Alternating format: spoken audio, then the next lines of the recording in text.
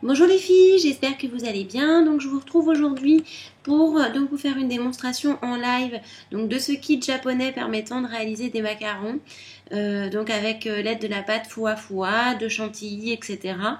Donc je vous en avais parlé dans une vidéo précédente où j'avais présenté deux kits dont celui-ci. Et donc j'ai commencé à réaliser un premier jet. Et donc voilà, je suis très satisfaite du résultat. Donc en fait, tout a été réalisé en pâte foua foua. Donc il y a un petit peu trop de luminosité. Donc voilà à quoi ça ressemble. Voilà, donc je trouve vraiment ça magnifique. Ce kit est vraiment bien, je dirais, pour un début et pour s'équiper en matière de foua foua, pour avoir des moules, etc. Donc je rappelle ce qu'il y a dedans. Donc une poche à douille. Je tiens à préciser qu'il faut humidifier cette chantilly, parce que vous allez vous dire que c'est quand même assez raide pour de la chantilly. Quand vous la mettez dans la poche à douille, n'oubliez pas de rajouter un petit peu d'eau, parce que sinon ça va être trop dur et vous allez casser votre poche à douille. Voilà, c'est une information qu'on m'a communiquée sur Facebook. Donc une minette qui avait acheté ce pack, qui n'avait pas dilué la chantilly, et donc évidemment elle était trop raide et ça a pété la poche à douille. Voilà, donc c'est une information importante que j'ai à vous communiquer. Donc comme vous pouvez le constater, j'ai utilisé donc cette pâte foua foua pour réaliser ce petit cœur, ce joli petit cœur. Et donc aujourd'hui, ce que je vais faire, c'est que je vais utiliser la blanche. Et attendez, je vais nettoyer mon moule. En fait, j'ai fait ma crasseuse, j'ai utilisé un moule que j'ai pas nettoyé. Mais bon, c'est pas celui dont je vais me servir aujourd'hui. Mais bon, ça m'ennuie un petit peu. Hop là. Et donc voilà, avec la pâte blanche, je vais utiliser donc celui-là. Hop là. Et donc, hop là, je la sors de cette manière. Donc c'est vraiment très rigolo. Enfin, la texture est vraiment, comme je l'ai dit dans ma précédente vidéo, c'est incroyable. On ne sait pas trop ce qu'on touche en fait. C'est bizarre, c'est mousseux, c'est original. Enfin, personnellement, voilà, je ne connaissais pas du tout. Donc ensuite, ce que vous allez faire, c'est que vous allez prendre une surface en verre et vous allez appuyer. Comme ceci. Donc vous voyez, la foua foua s'est étalée. Et donc on va retirer, hop là, ça s'enlève tout seul. Et donc vous voyez, la forme est extrêmement bien dessinée. Donc à l'aide de ciseaux ou à l'aide d'un scalpel, vous allez venir découper tout autour. Donc bon bah là j'ai les ciseaux sous la main, je vais le faire avec les ciseaux. Même si je préfère largement utiliser le scalpel. Parce que c'est beaucoup plus précis. Bon, je vais le faire grossièrement au ciseau.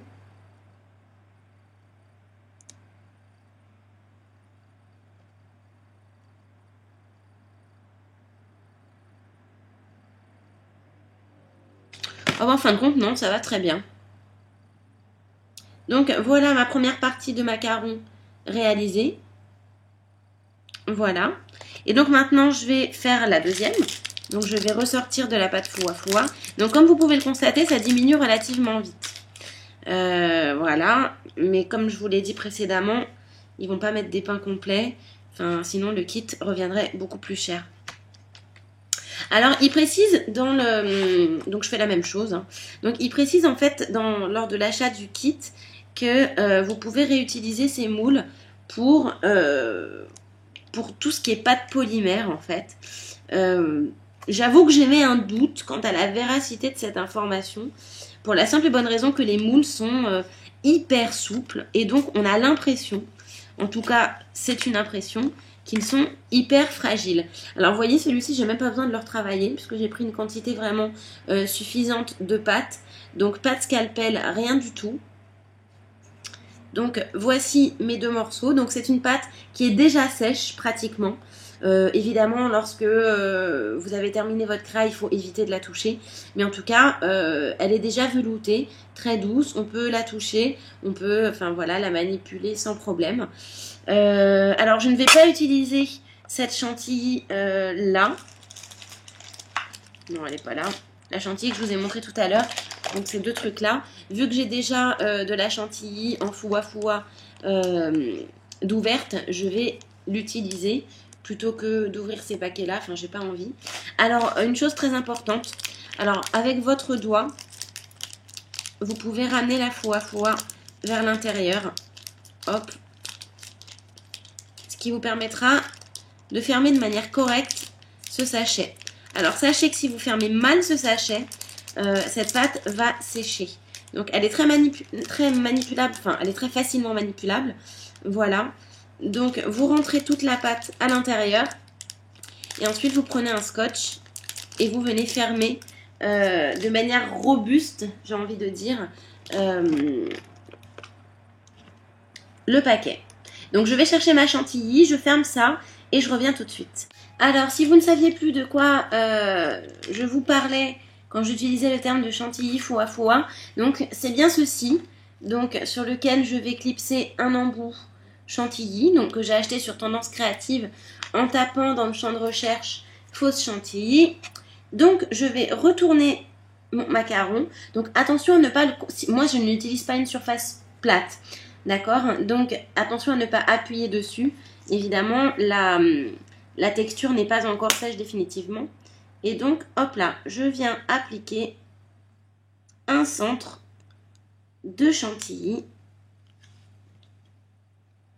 comme ceci.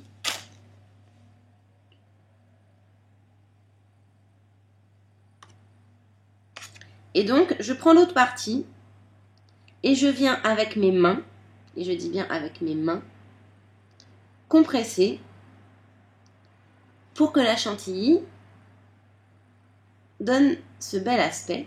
Alors, ce qu'on peut faire, c'est que vous pouvez l'agrémenter de strass tout autour, c'est très joli. Mais alors moi, c'est pas du tout ce que je vais faire. J'ai envie de rajouter de la chantilly avec une fraise en fait dessus. Donc j'avais une fausse fraise ici dans un de mes kits obtenus. Donc vous voyez, hop là, une petite fraise qui est donc réalisée en résine. Et donc je vais venir faire une petite trace de meringue sur le dessus.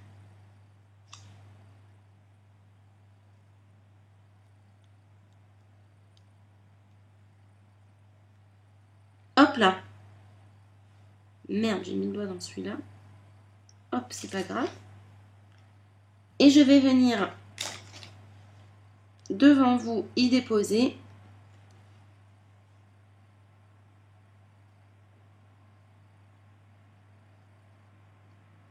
comme ceci la petite fraise. Et je trouve ça juste super choupi.